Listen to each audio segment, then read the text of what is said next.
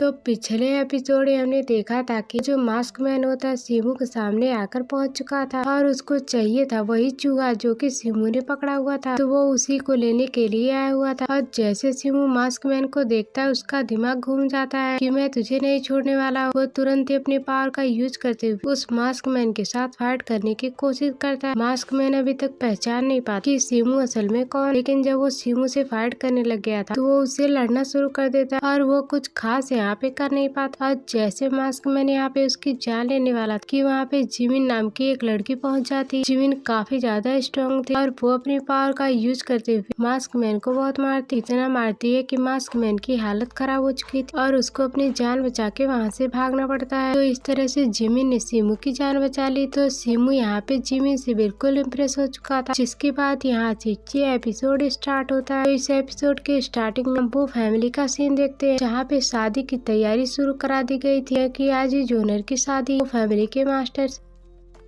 और लोगों को लगता है बुआ की शादी जूनियर के साथ होगी, लेकिन यहाँ पे अंदर तो प्लान कुछ और ही चल रहा है। यहाँ पे ढेर सारे मेहमान आ रहे होते हैं जिनका स्वागत किया जा रहा है। जो लोग यहाँ पे आ रहे हैं तो उन्हीं मेहमानों जहाँ पे तियान हाउ को बुलाया जाता है। जैसे तियान हाउ यहाँ शादी के महल के अंदर आया तो उसको सामने एक लड़का दिखाई देता है जो की अजीब और पागलों जैसी हरकत कर रहा था। ये भी बेटा ही होता है उसी मास्टर जो वो फैमिली उसका दूसरा वाला बेटा होता है जो की दिमाग से थोड़ा पागल है। तो अब यहाँ पर लग रहा तो इसी की शादी करवाई जा रही है जूनियर के, जो कि सबको पता था कि बुआ के साथ होगा और वो कोई नॉर्मल बंदा है, लेकिन अब यहाँ पर बदल दिया गया दूल्हे को। तो फिर तियान हाउ ये देखकर हैरान रह जाता है, ये तो पागल आदमी, आखिर कोई लड़की कैसे इसके साथ शादी कर सकती है, क्योंकि तियान हाउ को नहीं पता कि असल में यहाँ पर चल क्या रहा है। उसको सिर्फ यहाँ पे इन्विटेशन दिया गया था इस शादी में आने का, तो इसीलिए वो इस शादी को अटेंड करने के लिए पहुँच गया। मास्टर बुआ जब तियान हाउ को देखता है तो वो उसको कहने लग जाता है, अरे वाह तियान हाउ तुम आ गए। तो तियान हाउ उसको ग्रीट करते हुए कहता, आपको कंग्रेचुलेशन, जो आपको आपकी बहू मिलने वाली है। आपके फैमिली को बेस्ट ऑफ लक कहता हूँ, क्योंकि आपका जो वो फैमिली वो आगे और भी ज्यादा बढ़े और आपकी फैमिली में खुशियाँ आ जाए। जो मास्टर बुआ था वो काफी ज्यादा खुश हो चुका और वो तियान हाउ को बिठाना शुरू कर देता है, आओ आओ बैठो। और जैसे तियान हाउ वहाँ पे बैठा हो वो जो सीमू के मामा होंगे उनका बेटा आ जाता है, जिसके उसके फादर ने खूब डांट लगाई। वो यहाँ पर आने के बाद तियान हाउ से कहने लगता है, अरे तुम तो तियान हाउ हो, मार्शल डिसाब, जो की इस पूरी की पूरी सिटी में बहुत ही ज्यादा फेमस हो, वैसे तुम यहाँ पर आकर बैठे हो, प्रैक्टिस करने नहीं गए? क्या तुम्हें डरने लग, क्या पता कोई आ जाए तुमसे ज्यादा प्रैक्टिस करने वाला और तुम्हारी पोजीशन को वो छीन नंबर 1 रैंकिंग वाला। तो ये सुनकर तियान हाउ कहने लग जाता है, अगर इस सिटी के अंदर तुम जैसे बंदे भरे होंगे तो मेरे ख्याल से मुझे जिंदगी भर कल्टीवेशन करने की जरूरत नहीं पड़ेगी, तभी मैं अपना फर्स्ट रैंक का टाइटल हासिल कर सकता हूँ। तो ये सुनकर उसको बहुत ही ज्यादा गुस्सा आ जाता है कि तेरी हिम्मत कैसे हुई कि तूने मुझे यहाँ पे बेइज्जत की। लेकिन उसको शांत कराने के लिए वहाँ पे बुआ आ जाता है और उसको कहता है तुम शांत हो जाओ और जाओ यहाँ से। तो उसके बाद बुआ तियान हाउ से कहता है, माफ करना, मैं उसकी तरफ से तुमसे माफी मांगता हूँ। उसको जब गुस्सा चढ़ता है तो वो कुछ भी कह देता है। तियान हाउ को बहुत ही ज्यादा गुस्सा आ रहा है, शादी में आना पसंद नहीं कर, लेकिन मजबूरी में बुला लिया गया तो मैं यहाँ पर आ गया।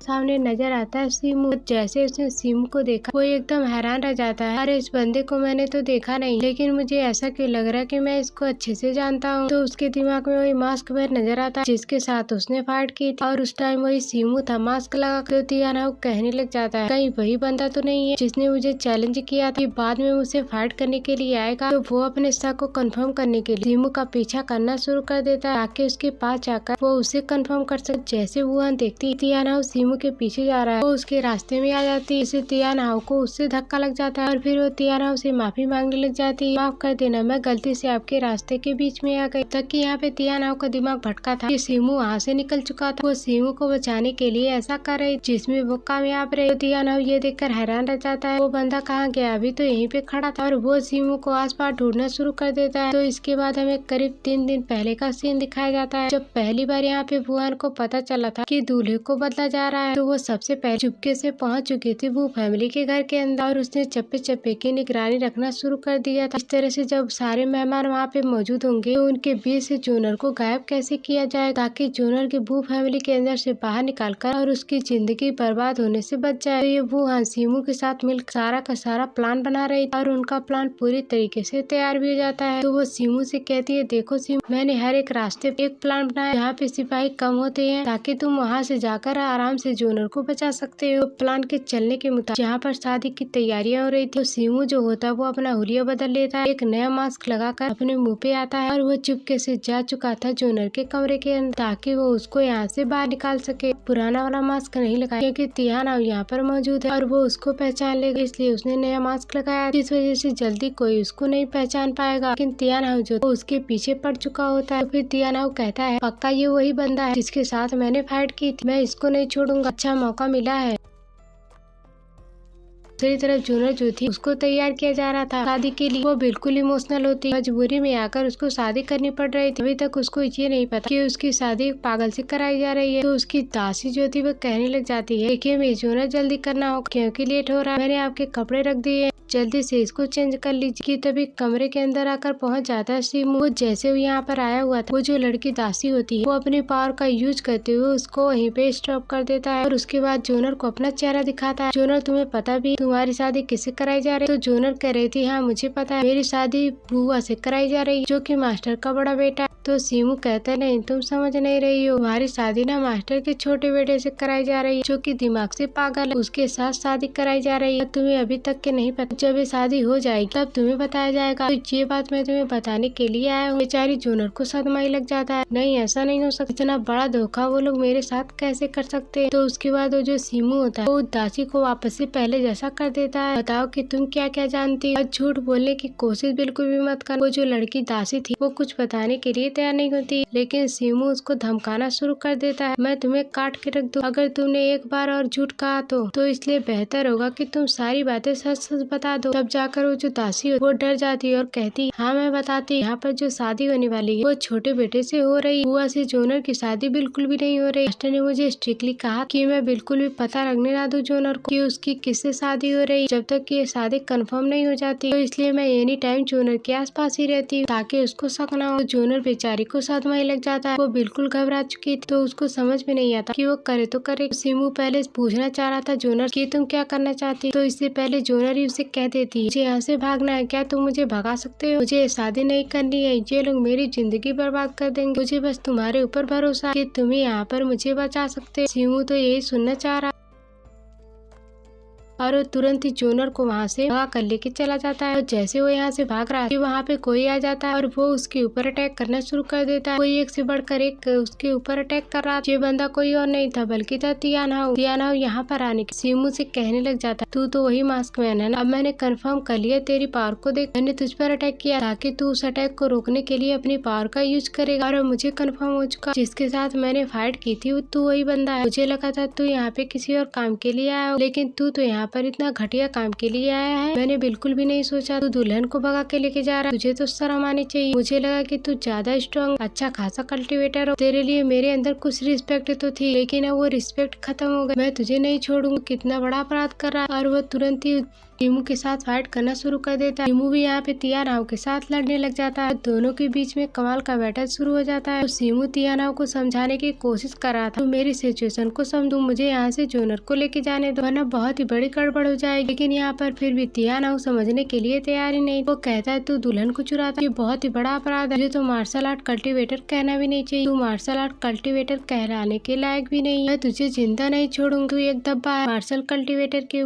वो यहाँ पे सीमू की जान लेने की कोशिश कर रहा, तो फिर सीमू कहता है तो फिर ठीक है, तेरा बात करके कोई मतलब नहीं है, जो लातों के भूत होते हैं वो बातों से नहीं मानते, अब मैं तुझे नहीं छोड़ने वाला। तो फिर तुरंत यहाँ पे सीमू अपनी पावर का यूज करते हुए तियानाओ के साथ फाइट करने लग जाता और दोनों के बीच में कमाल का बैटल शुरू हो चुका था। जब बैटल की आवाज आ रही तो अंदर सारे लोग ये देखकर हैरान रह जाते हैं कि आखिरकार बाहर क्या हो रहा है, कोई बाहर लड़ रहा है क्या। फिर वो जो मास्टर था वो कहने लग जाता है कुछ पटाखे वगैरह फूट रहे होंगे, आप लोग बिजी रहिए शादी की तैयारी। वो जल्दी शादी निपटाना चाह रहा था ताकि ये बात बाहर किसी को पता न चल जाए। तो फिर वो अपने बेटे से कहता है हुआ जाओ और बाहर देखो क्या हो रहा है, मेरा जो प्लान है उसमें कोई गड़बड़ी नहीं होनी चाहिए, जोनर को पता नहीं चलना चाहिए कि उसकी शादी किससे हो रही है जब तक कि ये शादी कंफर्म नहीं हो जाती। तो बुआ कहने लग जाता है ठीक है फादर, मैं अभी जाता हूँ और देख कर आता हूँ कि क्या चल रहा है बाहर। लेकिन बुहान जो थी वो तुरंत ही बुआ को पकड़ कहने लग जाती है तुम कहाँ जा रहे हो, अभी तो दुल्हन के आने का टाइम है ना, तो तुम कहाँ जा रहे हो, और हम साथ में दुल्हन को लेके आते हैं, मैं भी तुम्हारे साथ चलूंगी, तुम तो मुहूर्त औरत को निकाले जा रहे हो। लेकिन भुवन कहता है अभी सही टाइम नहीं है, मुझे कुछ काम करने के लिए जाना है, तो इसलिए तुम यहीं पर रुको, उसके बाद मैं साथ में चलूंगा दुल्हन को लेने, बस 5 मिनट रुक जाओ। लेकिन भुवन तो उसको छोड़ने वाली नहीं थी, वो उसको वापस से पकड़ लेती और उससे कहने लग जाती नहीं, मैं तुम्हें कहीं नहीं जाने दूंगी, मुझे तो लगता है कि तुम कुछ न कुछ मजेदार चीज करने के लिए जा रहे हो और मुझे वहाँ पे नहीं ले जा रहे हो, मैं भी तुम्हारे साथ चलूंगा, हम दोनों मजेदार चीज चलकर करते हैं, कोई रस्म होगी जो तुम करने के लिए जा रहे हो, जो तुम अकेले करना चाहते हो, तो इसलिए मैं तुम्हें नहीं जाने दूंगी। और वो उसे घसीट कर पकड़ चुकी थी। ये देखकर बुआ को बहुत ज्यादा गुस्सा आ जाता है और वो सीधा गुस्से में भुवन को ढकेल देता है, भागो यहाँ से, मैंने तुमसे कहा ना मुझे जरूरी काम। लेकिन जब यहाँ पर बुआ गिर जाती है, बुआ उसको संभालने के लिए चला जाता है। सारे लोग कहने लग जाते हैं कि आखिरकार ये बुआ कितना ज्यादा गुस्से वाला है। तो मामले को सुलझाने के लिए भुवन को समझाने की कोशिश करा, लेकिन भुवन तो और भी ज्यादा यहाँ पे सीन क्रिएट करने लगती है कि तुमने मुझे धक्का मारा, तुम एक लड़की की रिस्पेक्ट करना नहीं जानते, तुम कितने बुरे हो, जाओ मुझे तुमसे बात नहीं करनी, आखिर तुम मुझे धक्का कैसे मार सकते हो, देखो मुझे कितनी चोट लग गई। भुवन जितना हो सकता उतना टाइम लेने की कोशिश कर रही ताकि वो सीमू को टाइम दे सके, ताकि वो जोनर को भगा ले जाए। तो सारे लोग ये देखकर कहने लग जाते हैं कि आखिरकार यहाँ पे चल के आ रहा, लगता है कि कुछ मैटर होने वाला। तो मास्टर बुआ जो था वो कहने लग जाता है कि बुआ ने आज से पहले कभी बुआ के करीब भी नहीं आई, ना उसने कभी उसे बात करने की कोशिश की, आज तो देखो ऐसे चिपक रही है, वो बचपन से एक दूसरे को जानते हो, दाल में जरूर कुछ काला है, ये बुआ कुछ हरकत कर रही है, जरूर कुछ छुपाने की कोशिश कर रही है, मुझे इसका पता लगाना होगा। मास्टर बुआ बड़ा ही चालू आदमी, वो सब कुछ समझ के, इसलिए वो बातों को घुमाने के बुआ के पास आता है और अपने बेटे पे चिल्लाते हुए कहता है क्या किया तुमने, इनको गिरा क्यों दी, देखो इन्हें चोट लग गई ना, माफी मांग बुआ से, तभी मैं तुम्हें यहाँ से जाने दूंगा। यहाँ पे बुआ जो होता है उसे गुस्सा तो बहुत आता है, लेकिन वो यहाँ पे माफी मांग लेता है, बुआ मुझे माफ कर दे, मुझसे गलती हो गई कि मैंने तुम्हें धक्का मार दिया। तो फिर मास्टर कहने लग जाता है ठीक है तुम्हारा काम हो गया, अब तुम निकलो यहाँ से, जो मैंने तुम्हें काम दिया वो करके आओ। मास्टर तो यहाँ से अपने बेटे को भगा चुका था, लेकिन बुआ भी जाने की कोशिश कर रही थी, बुआ तुम अभी नहीं जा सकते, वो उसको रोकना चाह रही, लेकिन मास्टर बू जो होता है वो उससे कहता है तुम कहाँ जा रहे, तुम रुको ना यहीं, बुआन बहुत हो, अभी कोई रस्म शुरू नहीं हुई, अभी वो मजे करने के लिए नहीं जा रहा, वो कुछ सामान लाने गया है, तो तुम उसके साथ क्यों जा रही, यहीं पर रुको आराम। दूसरे वाले कमरे के अंदर सारी लड़कियां और जो मेहमान है वो लोग बैठे हुए हैं, तो तुम क्यों ना वहाँ पे जाकर आराम करो। ये सुनकर बुआन कहने लग जाती है ठीक है, जब आपने ऐसा कह दिया तो मैं जाती हूँ। बुआन वहाँ से जा चुकी थी, तब तक की बुआ भी निकल चुका कोर्टयार्ड में जाने के लिए, ताकि देख सके कि असल में वहाँ पे फाइट किसकी हो रही है। जैसे ही बुआ जहाँ पे लड़कियां रहती वो उसकी तरफ जा रही, तो उसके बाद मास्टर बू जो होता है वो अपने सिपाहियों से कहता है सिपाहियों मुझे लग रहा है आज कुछ न कुछ गड़बड़ होने वाली है, इसलिए पूरी की पूरी आर्मी को तैयार कर दो, हमारा जो महल है उसके चारों तरफ निगरानी पे लगा दे, ताकि एक भी बंदा यहाँ से बाहर ना निकले।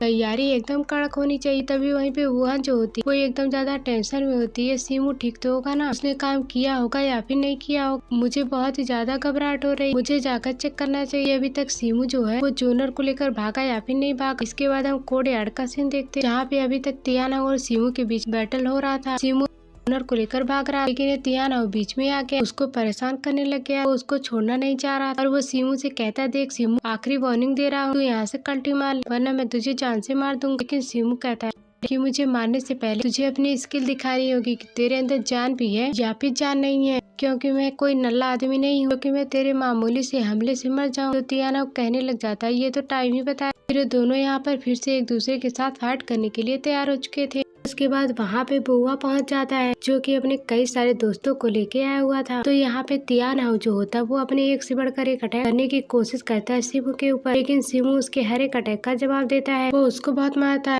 वो जो अपने दोस्तों को लेके आया हुआ था वो सीमू के ऊपर अटैक करने के लिए कह देता है ताकि वो लोग जोनर को उसके हाथों से छीन सके। तो फिर सीमू कहता है जोनर तुम साइड हो जाओ, मैं इनको आसानी से हैंडल कर लूंगा। फिर वो तुरंत अपनी पावर को एक्टिवेट करता है और जितने भी बंदे यहाँ पर आए हुए थे वो उनके ऊपर अटैक करना शुरू कर चुका था। ढेर सारे लोग यहाँ पर आए हुए थे, लेकिन एक ही पंच के अंदर उसने सभी को ढेर कर दिया और उसके बाद जोनर को लेकर भागना शुरू कर देता है। तो फिर बुआ कहता है पकड़ो उसको, जाने मत देना जोनर को लेकर वरना सब कुछ गड़बड़ हो जाएगा। फिर जितने भी बंदे थे वो सभी पहुंच जाते सीमू के पीछे ताकि वो जोनर को छीन सके, लेकिन तभी बीच में आ जाती बुआ जो कि यहाँ पर आने के बाद नाटक करते सीधा तियाना के ऊपर ही कूद चुकी। तो तियाना जल्दी से उसको गोद में लेते बचाता है कि तुम ठीक तो हो ना। तो बुआ कहती है देखो मैं इस बार फिर से तुम्हारे ऊपर गिर गई, लगता है कि हम दोनों का किस्मत में यही लिखा है।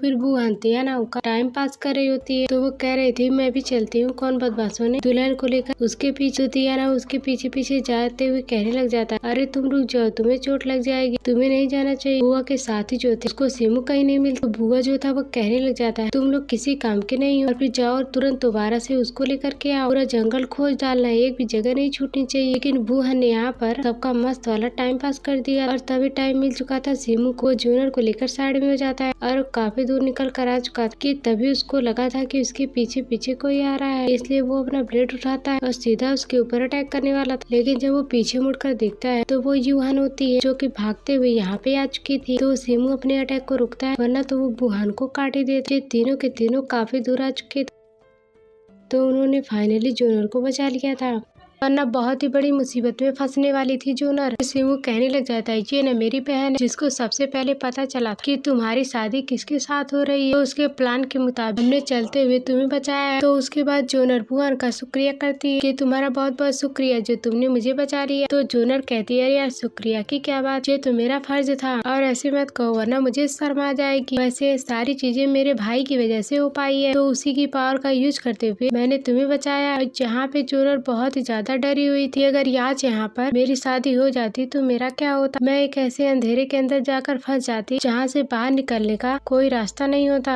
और किसी को पता भी नहीं चलता कि मैं यहाँ पे किस तरह की जिंदगी गुजार रही हूँ। वो लोग मुझे कहीं जाने ही नहीं देते, तुम लोगों ने आज मेरी जिंदगी बचा ली है, ये एहसान रहेगा मेरा, तो इसलिए मैं रिस्पेक्ट पेश करना चाहती हूँ, प्लीज मेरे रिस्पेक्ट को एक्सेप्ट करो। तो सीमू कहता है, नहीं अब कुछ ज्यादा ही सोच रही हूँ, जब हमें पता चला कि ऐसा कुछ होने वाला है तो आपकी जगह अगर कोई भी होता तो हम ऐसा ही करते हो कि हम अपने आंखों के सामने गलत होता हुआ नहीं देख सकते। आखिर ऐसा कैसे हो सकता है कि दूल्हे को कैसे बदला जा सकता है, और हमारा फर्ज है लोगों की मदद करना, तो इसलिए हम लोग यहाँ पर आए हुए थे।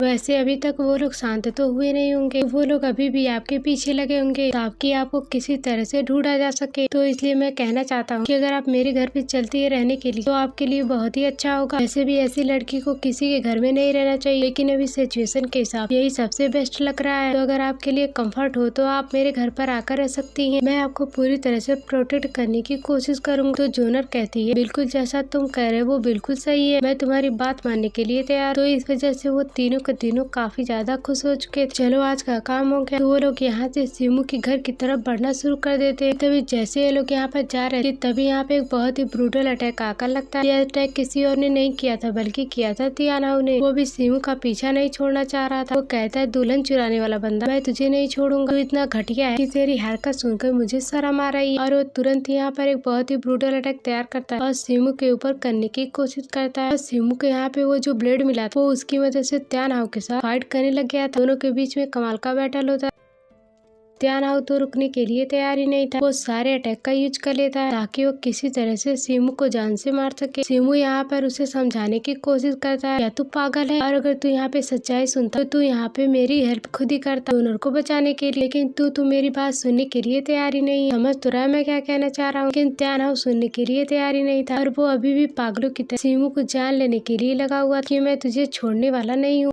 वो अभी भी इतनी ज्यादा गुस्सा था कि दोनों एक दूसरे से फाइट करने में लगे हुए थे। वो जैसे दोनों करने वाले थे बीच में जूनियर आ जाती और उन दोनों को रोकते हुए सीधा जूनियर बीच में आकर खड़ी हो चुकी और उसको चक्कर आ गए। ये सारी लड़ाई देख तो तियाना कहने लग जाता है, तुम्हें शर्म नहीं आती, तुम्हें अपनी इज्जत की परवाह नहीं है कि तुम शादी से पहले किसी और लड़के के साथ भाग रही हो, लोग क्या कहेंगे तुम्हारे लिए। एक लड़की को सबसे ज्यादा अपनी इज्जत की परवाह होती है, लेकिन तुम्हें तो ऐसा कुछ भी नहीं है। इस तरह की लड़की हो तो मैंने तुम्हारे बारे में कभी नहीं सुना। लेकिन जूनियर कहती है, देखो तुम्हें गलतफहमी हुई, तुम जैसा सोच रहे हो ऐसा कुछ भी नहीं है। लेकिन त्यानाव कहता है, गलतफहमी, और मैंने पहले ही देखा कि तुम दोनों का कुछ ना कुछ तो चल रहा है, इसीलिए तो मैं यहाँ पे आया तुम्हें बचाने के लिए। तुम दोनों का अफेयर चल रहा है ना, तो इसीलिए ये तुम्हें भगाने के लिए आया था ना। तो फिर जूनियर कहती है, मैं और सीमू बिल्कुल इनोसेंट है, हमारे बीच ऐसा कुछ भी नहीं चल रहा। सीमू ने बस इतना देखा, वो फैमिली ने मुझे बहुत ही बुरी तरीके से ट्रीट कर रही है और वो लोग मुझे मेरी जिंदगी बर्बाद करने की कोशिश कर रहे हैं। वो आया मेरी हेल्प करने के लिए और इसके अलावा उसका कोई इंटेंशन नहीं था। तो तियाना कहने लग जाता है, कैसी हेल्प, आखिर वो फैमिली वाले तुम्हारे साथ करना क्या चाहते थे। तब यहाँ पर जूनियर सारी बातें बताना शुरू कर देती है कि यहाँ पर जब मुझे बताया गया कि मेरी शादी हो रही बुआ के साथ जो कि मास्टर का सबसे बड़ा बेटा है, तो उसी टाइम उन्होंने ये प्लान बनाया कि दूल्हे को बदल देंगे और मेरी शादी उसके छोटे बेटे जो कि पागल है उसी के साथ करवाई जाएगी। तुमने तो महल के अंदर देखा ही होगा कि आखिरकार वो कैसा है। और जब सीमू को उसके बारे में पता चला, वो अपनी जान पे खेल के आया हुआ था यहाँ पे ताकि मुझे बचाया जा सके मेरी जिंदगी बर्बाद होने वाली सिचुएशन से। तो फिर यहाँ पर तियाना कहता है तो इसका मतलब तुम्हें नहीं पता था कि तुम्हारी शादी उस पागल के साथ हो रही है। अभी तो मैं सोचूं कि आखिरकार कोई लड़की किसी पागल के साथ शादी करने के लिए कैसे तैयार हो गई, वो भी तुम जैसी लड़की जो कि एक रिस्पेक्टेड लड़की है। तो फिर बेहुआ तियाना उसे कहती है अगर तुम जाकर किसी गुलाम से पूछोगे, किसी सर्वेंट से पूछोगे वो फैमिली के अंदर, तो वो तुम्हें सच में बता देगा। ये टाइम आज से नहीं बहुत टाइम पहले से बनाया गया है। तो तियाना कहने लग जाता है तुम लोग जो कह रहे हो ना तुम्हारी बातों में दम तो, लेकिन ये वन साइड स्टोरी है। कभी एक तरफ की कहानी सुन किसी की बात पे यकीन नहीं करता, लेकिन हाँ अगर सिचुएशन ऐसी रही तो अभी तो मैं कुछ भी नहीं करूँ। तुम्हें जो भी करना है तुम करो, लेकिन मैं सच्चाई का पता लगा कर रहूंगी। सच में अगर वो फैमिली ने इस तरह की हरकत करने की कोशिश की है तो मैं उसे छोड़ने वाला नहीं।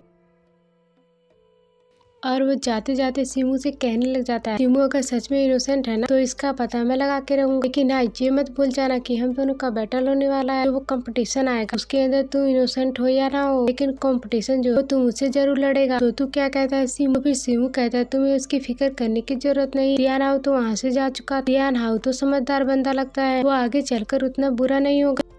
तो इसके बाद ड्रैगन गैंग का वो जो लीडर था उसको हम देखते हैं जो कि मास्टर वू के पास आया हुआ था। वो आकर मास्टर से बताता है इस हफ्ते का हफ्ता कौन दे, मुझे तुम लोग पैसे कम क्यों देने लग गए हो, क्योंकि तुम इस बाजार के अंदर अपनी गुंडागर्दी करने देता तो तुम लोग मुझे पैसे कम क्यों देने लग गए। तो ड्रैगन गैंग का लीडर कहने लग जाता है जो फॉक्स गैंग है वो बहुत ज्यादा स्ट्रॉन्ग है, उनके साथ कोई मास्क मैन है जो की इतना ज्यादा पावरफुल की अपने सामने किसी को टिकने ही नहीं दे। तो हम लोग धंधा नहीं कर पाते, हम लोग किसी को लूट ही नहीं पाते, सब कुछ वो लूट के लेके चला जाता है। तो हम लोग कैसे आपको पैसे देंगे। तो मास्टर वो कहता है मैंने तुम्हें कहा था ना कोई ना कोई तरीका नहीं ताकि उस मास्क मैन को जान से मारा जा सके। तो यहाँ पे ड्रैगन गैंग का जो लीडर था वो कहने लग जाता है मुझे खबर मिली है ना वो सीमू है वही युवन फैमिली। ये सुनकर वो मास्टर हैरान रह जाता है कि आखिरकार सीमू इस तरह की हरकत कैसे कर सकता है। और वो लोग तो अच्छा खासा रॉयल फैमिली वाले क्योंकि इतनी बड़ी रॉयल फैमिली के अंदर मौजूद है, तो आखिरकार इन सब गैंग के बीच में टांग क्यों घुसा रहा है। तो वो लीडर कहने लग जाता है आप जो कह रहे वो जो सीमू जो रॉयल फैमिली से मिला हुआ है वो ऐसा नहीं मानता है, वो अपने आप को वहाँ का हिस्सा मानता ही नहीं, वो तो अकेले अपनी जिंदगी जीता है